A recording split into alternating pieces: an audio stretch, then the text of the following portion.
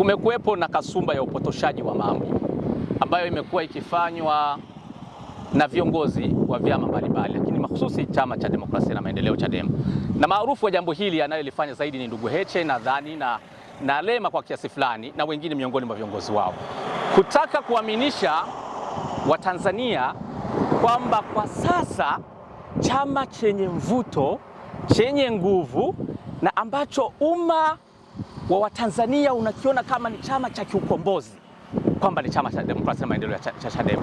Sasa hii imekuwa ni dhana jumuishi ambayo watu wanazungumza, Chadema inakubalika, sisi ndio na nini, lakini kiukweli kukubalika kwa chama cha siasa hakutokani tu na msisimko unaotoka kwenye mitandao ya kijamii au msisimko wa pale chama ambacho kinakuwa kimefanya mkutano. Chama cha siasa kinapimwa, kina nguvu kwa mambo karibu 3 mpaka 4 kwa haraka. La kwanza ni idadi kubwa ya wanachama kilionao na watiifu wanachama ambao wanakifanyia chama hicho. Kwa sasa Chadema haina wanachama milioni 2 wa uhakika ambayo inaweza ikawaonesha katika mfumo wao. Na kama kuna mtu anaweza kuwaleta anionyeshe kwenye mfumo wanachama milioni 2 wamesajiliwa wa Chama cha Demokrasia na Maendeleo Chadema kwenye mfumo, ataleta ushahidi huo. La kwanza. La pili, Chadema hii ina washabiki kuliko wanachama na wapenzi, na chama cha siasa hakiwi na nguvu za kweli za kushika dola kwa kutumia mtaji wa washabiki. Chama cha siasa nakuja kinakuwa na uwezo wa kushika dola kwa kuwa na mtaji wa wanachama na mtaji wa wapenzi wa chama hicho, tena wapenzi wa kweli. Lakini la tatu, chama cha siasa kinakuwa na nguvu pale ambapo kinakuwa na uchumi mkubwa unao mtaji wa uchumi unaotokana na nguvu za kichama. Sasa Chadema haina wanachama wa kuaminika, haina uwezo wa kiuchumi, na nitakupa mfano kwa nini haina huo uwezo. Lakini la tatu, ina wapenzi kuliko wanachama. Kwa nini nasema Chadema haina uwezo na haina wanachama? Juzi nadhani kama leo ni siku ya 7 walitangaza jambo lao, watakuwa na baraza nadhani, na wakaitisha michango, wanachangisha michango kwenye mitandao ya kijamii.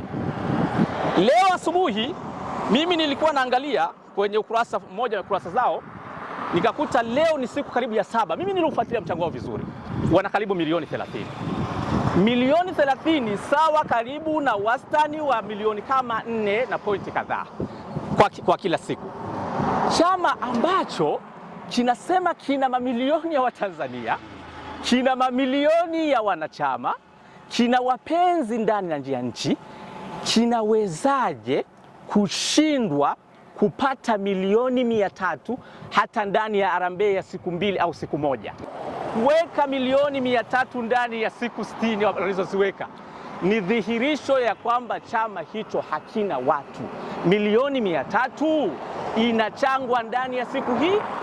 Kama kweli Chadema ingelikuwa na nguvu ile inayotuaminisha, mimi nakueleza ile harambee walioiweka ilitakiwa iishe ndani ya masaa 24.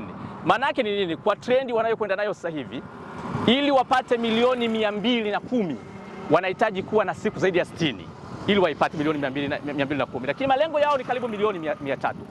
Kwa maana nyingine ni kwamba hakuna uwezekano wa kufikia milioni 300 kwa njia ya michango kama watakwenda na kasi kama wanayokwenda nayo sasa. Na inavyofahamika kawaida, harambee huwa ni mwanzo. Siku 3 za mwanzo ndo hutafsiri harambee. Sasa siku 7 mna milioni 30. Wakati mtu pale Katoro, mliona mambo ya Katoro, watu wamefanya tu send off, wana bilioni. Lakini mimi nina watu ambao ninawajua, mtu anaweza ukaitisha jambo la ndoa tu kwenye simu yako tu ukachangisha milioni 200 ndani ya siku kadhaa. Sasa chama gani ambacho kinasema kina nguvu ambacho hakiwezi kupata wanachama? Haya, nieleze, kazi ya wanachama hao iko wapi?